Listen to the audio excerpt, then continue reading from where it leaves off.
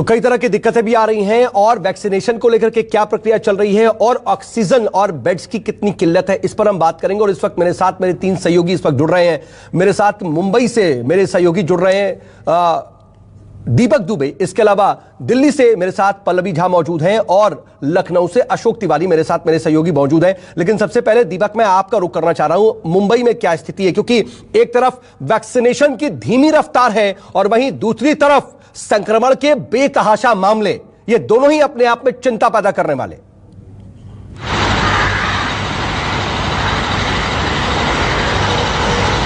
जी, vaccine की मुंबई में काफ़ी किल्लत देखी जा रही है। महज 18 प्लस से लेकर 44 साल के उम्र के लोगों के लिए मात्र अगर बात की जाए एक सेंटर में तो 500 डोजेस लग रही हैं और पूरे मुंबई में 5 सेंटर में कुल मिलाकर 2500 डोजेस ही लगेगी।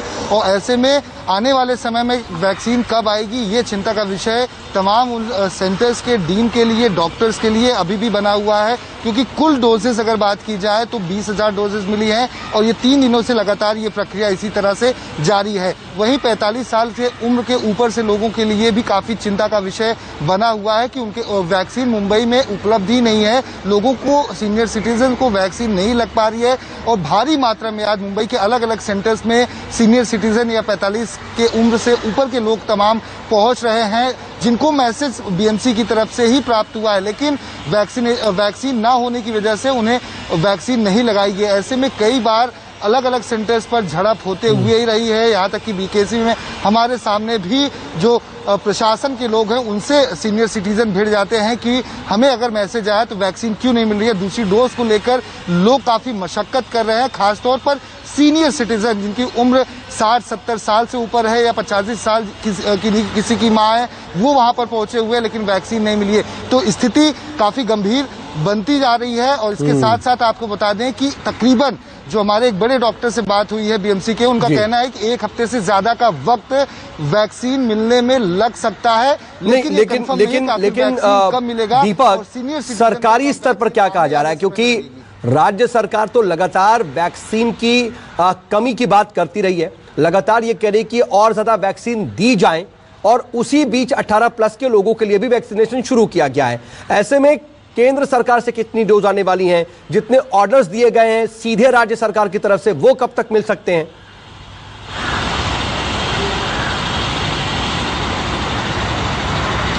जी, राज्य सरकार का कहना है कि हम केंद्र सरकार के संपर्क में हैं, लगातार उनसे मांग कर रहे हैं कि महाराष्ट्र और खासतौर पर मुंबई में इस वक्त वैक्सीन की काफ़ी ज़रूरत है, लेकिन अब तक उनकी तरफ से आने वाले समय के जो डोजेज है उसके लिए कोई प्रतिक्रिया अभी तक नहीं आई है। विचार विमर्श चल रहा है कि आखिर मुंबई और महाराष्ट्र को कितनी वैक्सीन और मिलनी है, क्योंकि जो 1 मई से जो ड्राइव की स्टार्ट हुई थी जिसमें 18 प्लस से 44 साल के उम्र के लोगों को वैक्सीन देनी थी, तो 20,000 डोजेज मुंबई को मिली हुई थी सरकार, महाराष्ट्र सरकार के जरिए। ये अपने आप में विडंबना ही है कि जिस वक्त सबसे ज्यादा जरूरत है कि वैक्सीन लगवाई जाए, वैक्सीनेशन ड्राइव को तेज किया जाए, उस वक्त ही सबसे ज्यादा कमी से इस वक्त देश वैक्सीन के जूझ रहा है। दीपक, आपका बहुत शुक्रिया तमाम जानकारी के लिए, नजर बनाए रखिएगा।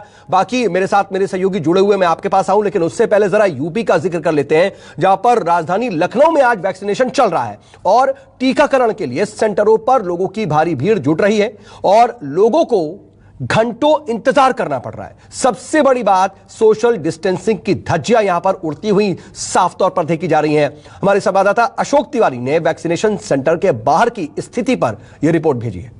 मैं राजधानी लखनऊ के एक वैक्सीनेशन सेंटर के बाहर मौजूद हूं और आप देखिए कि एक तरफ जहां सरकार की तरफ से सख्ती बढ़ाई जा रही है, वहीं दूसरी तरफ जो वैक्सीनेशन है उसको लेकर भी लोगों में काफी जागरूकता देखने को मिल रही है। बड़ी संख्या में लोग यहां पर मौजूद हैं जो वैक्सीनेशन के लिए यहां पर आए हुए हैं। हालांकि नंबर के हिसाब से सबको अंदर बुलाया जा रहा है और उनका वैक्सीनेशन भी किया जा रहा है। कुछ लोग हमारे साथ मौजूद भी हैं, उनसे बात करेंगे। क्या नाम है आपका? निखिल। आपका नंबर आ गया? हाँ, हो गई, लग गई वैक्सीन, लग गई। कितना समय लगा? हम यहाँ वेट किया है कम से कम 1.5 घंटा। हाँ, नंबर लाने के बाद पहले कल रजिस्टर करा दिया, फिर भी 1.5 घंटा यहाँ वेट करना पड़ रहा है। हाँ। और इतनी भीड़ है, फिर कोविड हो सकता है, वैक्सीन लगवाने आए, पता चला कोविड हो गया। हाँ। तो बहुत ही बेकार फैसिलिटी है, सुधार की जरूरत है। क्या नाम है आपका? वैभव। आपको कितना समय लगा? वही सेम 1.5 घंटा, हम सब साथ में ही हैं। हाँ। 1.5 घंटा लग गया हम लोग खड़े खड़े। मतलब लेकिन हो सकता है, नंबरिंग का जो सिस्टम है इनका बहुत स्लो है, तो अच्छा हो सकता है और ज्यादा। बिल्कुल। क्या नाम है सर आपका? दीपेश। क्या स्थिति है यहाँ पर? सेम कंडीशन साथ में ही है। हाँ। तो हाँ, थोड़ा बेटर हो सकता है, इम्प्रूव हो सकता है थोड़ा सा। मतलब क्या सुधार की जरूरत है? नंबरिंग सिस्टम थोड़ा इंप्रूव हो सकता है उससे भी, थोड़ा और फास्ट हो सकता है, थोड़ा तेज हो सकता है। तो ये लोग अनाउंस तो कर रहे हैं, अनाउंसमेंट आपके यहाँ तक ऑडिबल नहीं है, माइक नहीं है, ऑडिबल नहीं है बिल्कुल भी। माइक होना चाहिए ऑनलाइन। आपको ऑनलाइन जब रजिस्टर कर रहे हो तो नंबर भी दे दो, टाइम स्लॉट जब 10 से 12 बोला है तो कम लोग को बुलाओ ना, 10 से 12। वो वाली सही से कर नहीं रखा है इन्होंने। रजिस्ट्रेशन जो प्रोसेस है वो सही से कर सकते हैं कि 10 से 12 भाई 50 लोग को ही बुलाओ, या तो है पूरे दिन के स्लॉट है तो उस हिसाब से लोगों को बुलाना चाहिए। जेन्युइन शिकायत फिलहाल सामने आ रही है कि जो नंबरिंग सिस्टम है उसको और बेहतर किया जा सकता है। और इसके अलावा आप देखिए कि जिस तरह से लोगों की भीड़ यहाँ पर नजर आ रही है, जिस सोशल डिस्टेंसिंग की बात की जाती है, अगर उसको भी ध्यान में रखा जाए तो शायद जो कोरोना का बढ़ता हुआ संक्रमण है उसको फैलने से रोका जा सकता है। तो अभी वैक्सीनेशन की प्रक्रिया उत्तर प्रदेश के फिलहाल 7 जनपदों में चल रही है, लेकिन अभी फिलहाल सुधार की और गुंजाइश है। ऐसे में न सिर्फ सरकार बल्कि आम लोगों को भी जागरूक होना पड़ेगा, ताकि जब वो वैक्सीनेशन के लिए सेंटर्स पर जाते हैं तो न सिर्फ सोशल डिस्टेंसिंग मेंटेन करें बल्कि अपना नंबर आने पर ही वैक्सीनेशन करवाएं। कैमरा पर्सन सचिन सैनी के साथ अशोक तिवारी, लखनऊ, न्यूज़ 24। और मेरे सहयोगी अशोक तिवारी इस वक्त मेरे साथ लखनऊ से बने भी हुए हैं। अशोक, पूरे प्रदेश में 9 ऐसी जगहें हैं जहां पर वैक्सीनेशन चल रही है और वहां पर भी वैक्सीन की बताया जा रहा है कि अभी भी बहुत ज्यादा प्रॉपर डोजेस नहीं है, लेकिन जहां पर वैक्सीनेशन हो रहा है वहां पर भी क्या व्यवस्था बिल्कुल दुरुस्त है?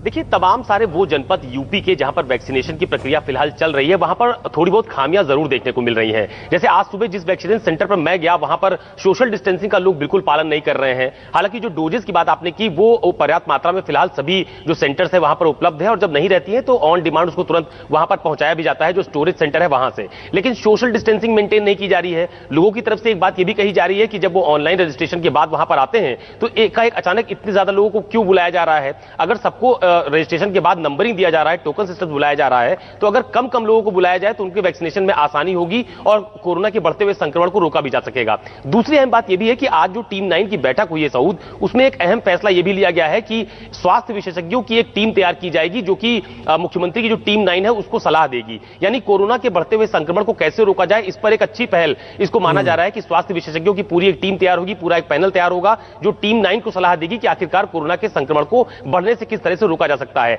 इसे एक सकारात्मक पहल के रूप में देखा जाना चाहिए, क्योंकि यह निर्णय थोड़ा देर हुआ है। मुझे लगता है कि टीम 9 या टीम 11 जो पहले रही है उसमें ज्यादातर ब्यूरोक्रेसी के लोग थे, उसमें हेल्थ डिपार्टमेंट का कोई भी ऐसा विशेषज्ञ या फिर दूसरी टीम के जो जिनको कहा जाए कि वो जानकार हैं उनको शामिल नहीं किया गया था। तो अब एक अलग से पैनल तैयार होगा और वो इन लोगों को ब्रीफ करेगा, जानकारी देगा कि आखिरकार जो संक्रमण है उसको फैलने से कैसे रोका जा सकता है। दूसरी, आज एक बैठक में यह भी निर्णय लिया गया है कि भीड़ जहां पर ज्यादा इकट्ठा होती है वहां पर जो संबंधित अधिकारी हैं वो लगातार दौरा करेंगे ताकि कम से कम भीड़ को एकत्रित होने से रोका जा सके।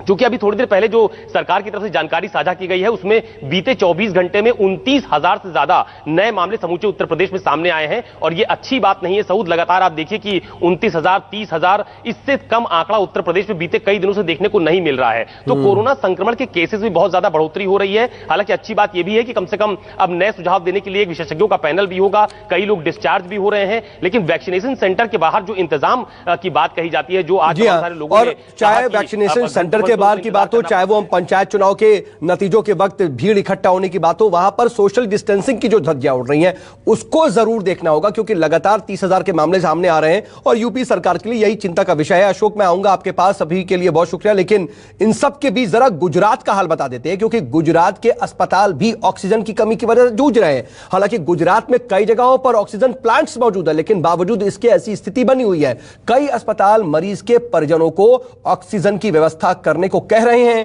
तो कई जगह अस्पतालों के गेट मरीजों के लिए बंद कर दिए गए हैं। हालांकि फिलहाल मरीजों की कम संख्या की वजह से हालात ठीक हैं, लेकिन ऑक्सीजन की कमी लगातार बनी हुई है।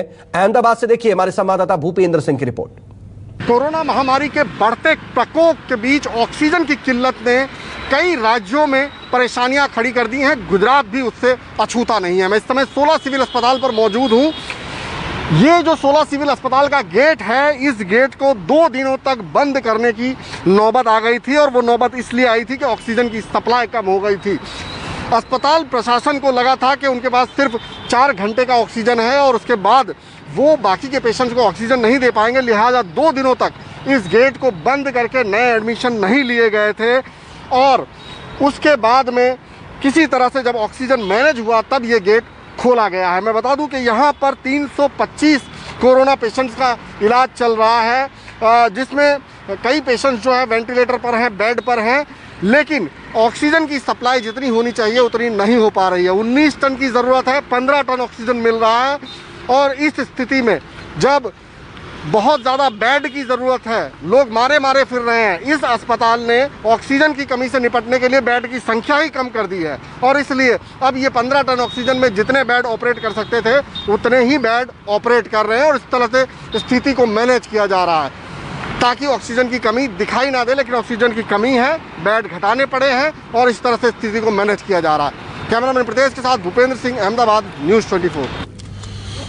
तो गुजरात से आपने भूपेंद्र की ये रिपोर्ट देखी। भूपेंद्र के पास सीधा चलेंगे भी, वहां के हालात जानेंगे, लेकिन इस बीच चलिए एक बार फिर से हम जल्दी से रुक करते हैं गुजरात का। इससे पहले हमने आपको गुजरात की रिपोर्ट दिखाई। मेरे सहयोगी भूपेंद्र सिंह गुजरात से मेरे साथ अहमदाबाद से लाइव जुड़ रहे हैं। भूपेंद्र, लगातार कई प्लांट्स ऑपरेटेड है, वहां पर ऑक्सीजन की प्रोडक्शन हो रही है, बावजूद इसके ऐसी स्थिति क्यों उत्पन्न हो जा रही है कि कई अस्पतालों में ऑक्सीजन की किल्लत देखी जा रही?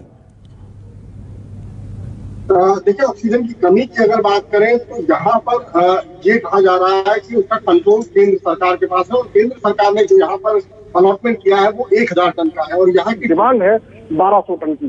तो उसी को लेकर यहाँ पर असमंजस बना हुआ है और फिलहाल 1000 टन अलॉट किया गया है, लेकिन जो मिल रहा है वो 900 टन है। तो 300 टन की लगातार जो है वो आपूर्ति कम यहाँ पर मिल रही है। और उसके अलावा कई बार ऐसा हो रहा है कि जो सप्लाई है उसको मिलने में भी देरी हो रही है।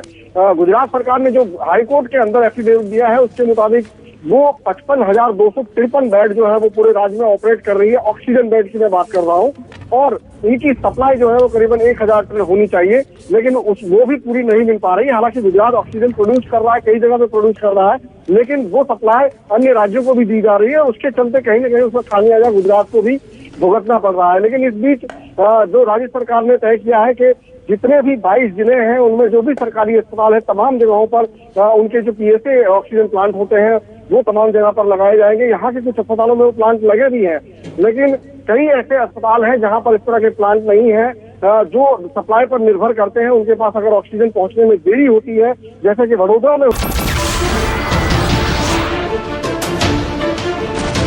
नमस्कार, मैं हूं मानक गुप्ता। अगर आपको हमारा ये वीडियो पसंद आया हो तो इसे लाइक और शेयर जरूर करें और हाँ, हमें सब्सक्राइब और फॉलो करना ना भूलें ताकि आप देश और दुनिया की कोई खबर मिस ना करें। तो जुड़े रहिए हमारे साथ और देखते रहिए न्यूज़ 24।